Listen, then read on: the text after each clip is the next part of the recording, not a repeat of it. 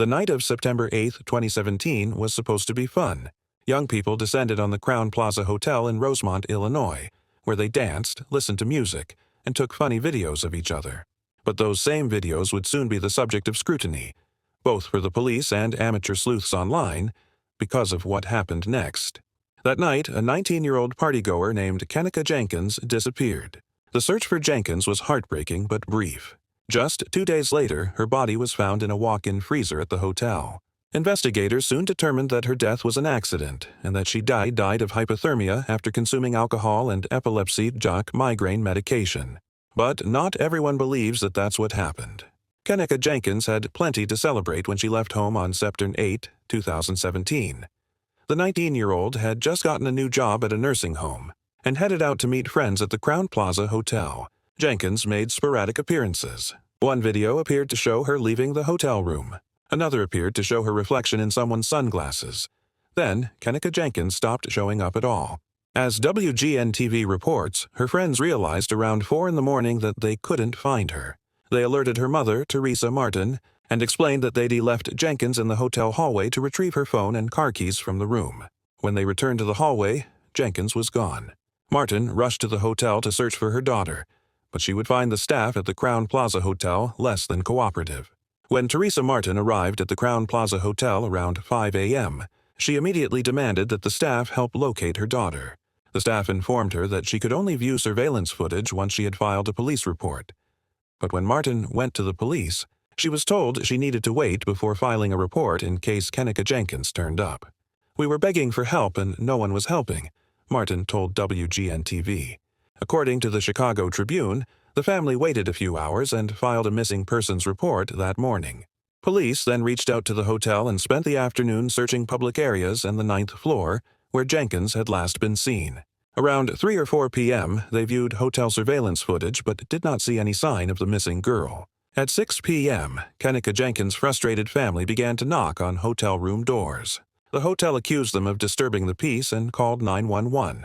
But the police who arrived on the scene agreed to take a second look at the Hotel AS surveillance footage. A few hours later, they spotted footage of Jenkins from 3:20 a.m. that morning, staggering drunk near the front desk. Sadly, this hopeful clue led only to tragedy. Around 1 a.m. on Sunday morning, police discovered Kenneka Jenkins' body in a walk-in freezer. The 19-year-old was dead. But the story of her disappearance quickly began to take on a life of its own.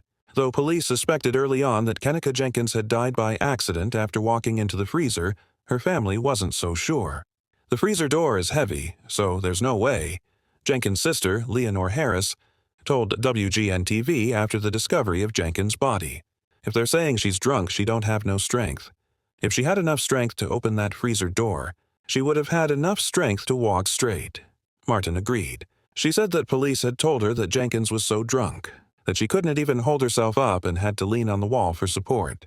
What's more, the freezer was located in a vacant part of the hotel, an area under construction where most hotel guests wouldn't normally go. So if Kenneka Jenkins hadn't wandered into the freezer by accident, then what happened? "I believe someone in this hotel killed my child," Martin told WGN-TV. As news of Kenneka Jenkins' death began to spread online, amateur sleuths began to agree that something sinister had happened to the 19-year-old. As the New York Times reported, people online pored over video footage of Jenkins' final party. They identified her in the background of a number of shots and even claimed to find her reflection in the sunglasses of another woman. Some insisted that, amidst the babble of party conversation, they could even pick out people talking about rape and murder. Theories online ranged from organ harvesting to a $200 hit made by Jenkins' friends. Others, though perhaps unconvinced of murder, argued that the police and the hotel staff had failed to prioritize the search for Kenneka Jenkins because she was black. Not trying to turn this into anything.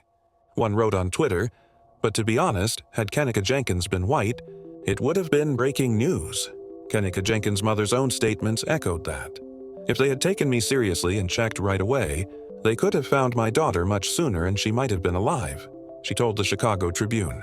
As CBS News reports, Jenkins' autopsy soon found that the teenager had died of hypothermia. She had alcohol and topiramate, an epilepsy migraine medication for which Jenkins did not have a prescription, in her system, which would have caused dizziness, impaired memory, impaired concentration, poor coordination, confusion, and impaired judgment. The police ruled Kenneka Jenkins' death accidental and closed the case. That hasn't stopped some from poring over what happened to her. However, and Jenkins was even featured in an MTV True Crime,